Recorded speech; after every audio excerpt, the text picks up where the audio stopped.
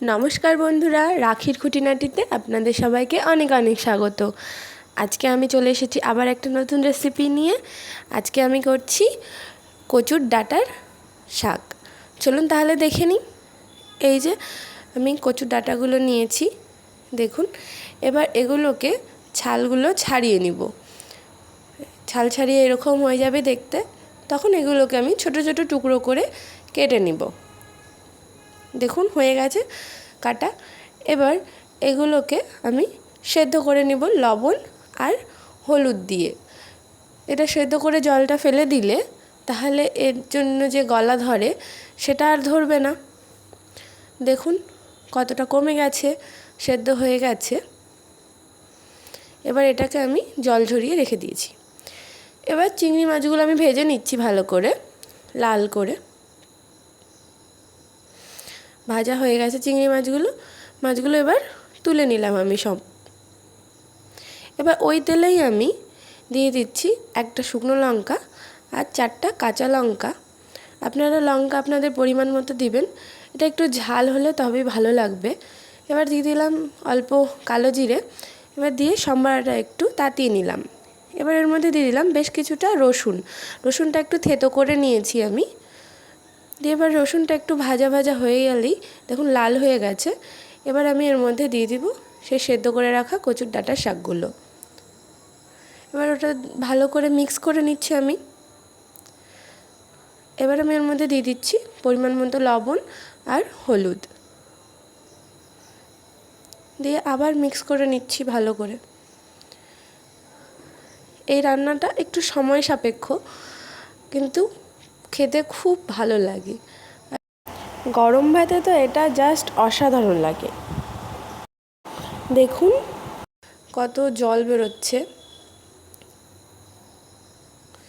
এটা ভালো করে নাড়াচাড়া আবার করে নিতে হবে।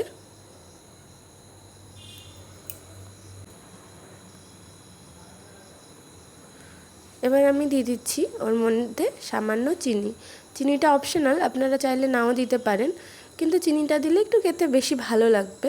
দিয়ে আবার মিক্স করে নিচ্ছি।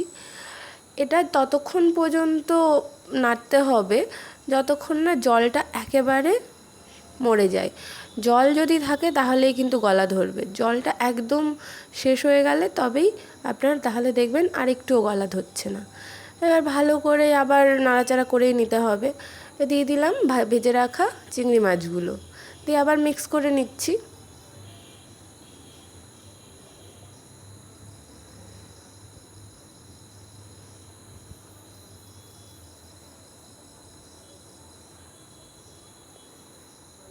দেখুন অনেকটা জলই প্রায় কমে এসেছে, আর বেশ কিছুক্ষণের মধ্যেই হয়ে যাবে।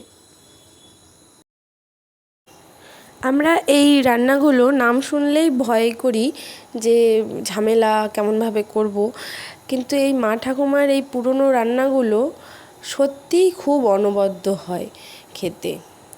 চলুন, কথা বলতে বলতে আমাদের হয়ে এসেছে প্রায়, আর একটু নাড়াচাড়া করে নিলেই আমার কচুর শাকের ঘন্ট একদম রেডি হয়ে যাবে।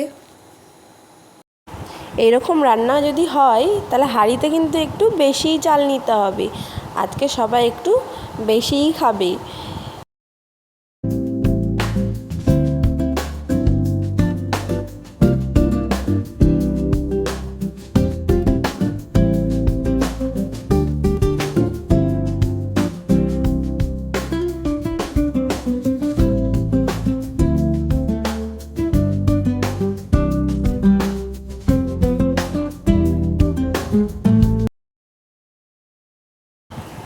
এই যে একদম হয়ে গেছে আমার কচুর শাকের ঘন্ট।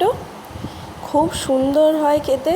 আপনারা অবশ্যই ট্রাই করবেন, আর আমাকে কিন্তু কমেন্ট করে জানাতে একদম ভুলবেন না। আর ভালো লাগলে একটা লাইক করবেন, সাবস্ক্রাইব করবেন আর শেয়ার করবেন। ধন্যবাদ।